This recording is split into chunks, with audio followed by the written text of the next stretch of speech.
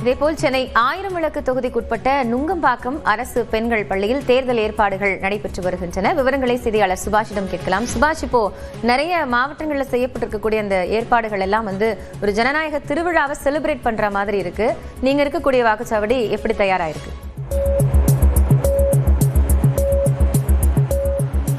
ஜனநாயகத்தின் மிகப்பெரிய திருவிழா தேர்தல். அதுவும் சட்டமன்ற தேர்தல் என்பது நமக்கான சட்டமன்ற உறுப்பினர், நமக்கான முதலமைச்சர், நமக்கான அமைச்சர்களை தேர்வு செய்வதற்கான தேர்தல். அதற்கான ஒரு விரிவான ஏற்பாடை தேர்தல் ஆணையம் செய்து வருவதை பார்க்க முடியுது.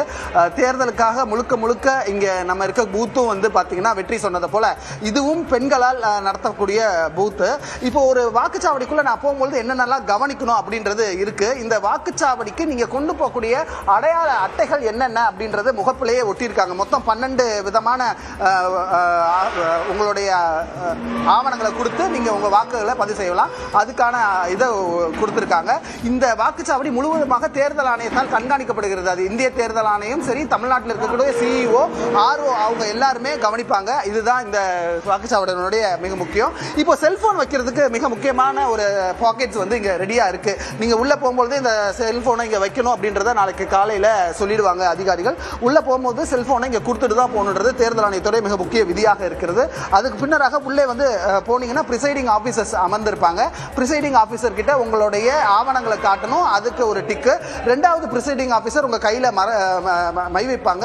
இன்னொருத்தர் உங்களுடைய பெயர் பட்டியல் எங்க இருக்கிறது அப்படின்றத காண்பிக்கக்கூடியதை பார்ப்போம். இதையெல்லாம் முடிச்சுட்டு நேரடியாக இங்க இருக்கக்கூடிய போலிங் மிஷினுக்கு நம்ம வந்துடணும். அதாவது வாக்கு இயந்திரம் நம்ம இருக்கக்கூடியது 1000 விளக்கு தொகுதி. இங்க மொத்தம் 19 வேட்பாளர்கள் இருக்காங்க. 2 மிஷின்ஸ் இங்க இருக்கும். அதை நம்ம இங்க பார்க்கலாம். அந்த மிஷின்ஸ் ஒளிப்பதிவாளர் நிர்மல் உங்களுக்கு காட்டுவாரு. இந்த 2 மிஷின்ஸ்ல நீங்க யாருக்கு ஓட்டு போடணும் அப்படின்றத முடிவு செஞ்சு இந்த மிஷின்ல நீங்க உங்களுக்கு பிடித்த இல்ல நீங்கள் ஃபாலோ பண்ணக்கூடிய இல்ல உங்களுக்கு இந்த தொகுதிக்கு யார் வளர்ச்சி திட்டங்களை செய்திருக்காங்கன்றதெல்லாம் பார்த்து அவங்களுக்கான வாக்கு செலுத்தக்கூடிய இயந்திரம் தயார் நிலையில வைக்கப்பட்டிருக்கு.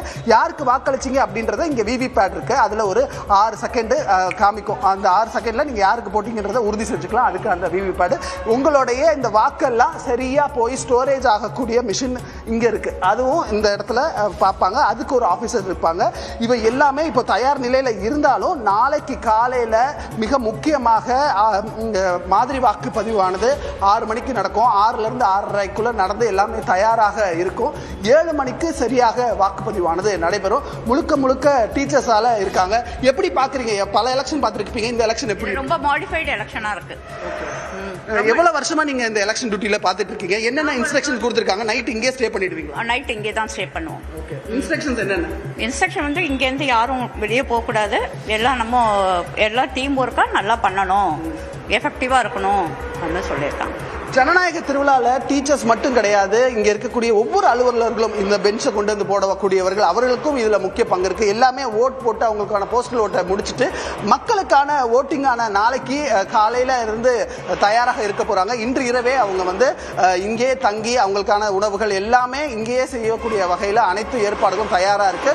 ஒட்டுமொத்தமாக தமிழ்நாட்டில் இருக்கக்கூடிய எல்லா பூத்துக்கும் இதுதான் நிலைமையாக இருக்கும். மெல்ல அங்க அந்த சூழலுக்கு ஏற்ப அவங்க மெதுவா சேர இருக்காங்க. நன்றி சுபாஷ். வாக்குச்சாவடியில் என்னென்ன ஏற்பாடு இருக்கும் அப்படிங்கறத விளக்கியிருக்கீங்க.